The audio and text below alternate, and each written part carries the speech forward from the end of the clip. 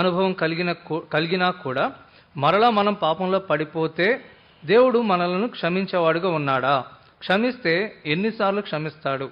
ఎందుకు క్షమించేవాడుగా ఉన్నాడు? మనం ఎంత ఘోరమైన పాపాలు చేసినా దేవుడు క్షమిస్తాడా? డిసైడెడ్.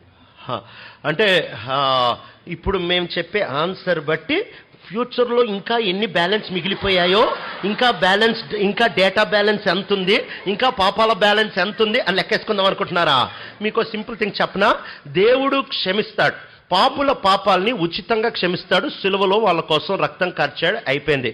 కానీ పరిశుద్ధుల పాపాన్ని ఆయన ఉచితంగా క్షమించడు. బాగా గుర్తు పెట్టుకో ఈ విషయాన్ని. పరిశుద్ధుల పాపాన్ని ఫ్రీగా క్షమించడు. మీరు తర్వాత ఇంటికి వెళ్ళిన తర్వాత చదువుకోవచ్చు.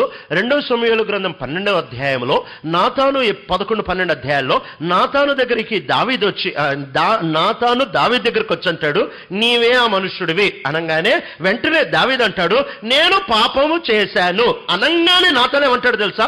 దేవుని వాక్కు నాతానుకు వచ్చి ఏమంటాడంటే, నీ పాపం పరిహారం అయిపోయింది.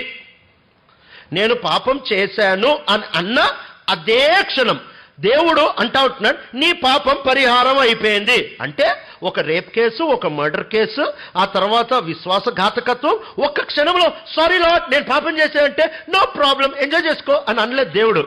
నీ పాపం క్షమించబడింది అని అన్నాడు.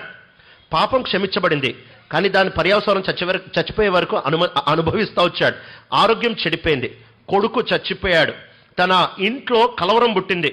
ఒక కొడుకు ఇంకో కూతుర్ని పాడు చేశాడు, ఒక కొడుకు ఇంకో కొడుకుని చంపాడు, ఒక కొడుకు ఇల్లు వదిలిపెట్టి పారిపోయాడు. యుద్ధాలు ఆరంభమైపోయాయి, ఈయనను చంపడానికి మీదకి వచ్చారు, రాజ్యం వదిలిపెట్టి పారిపోవాల్సి వచ్చింది.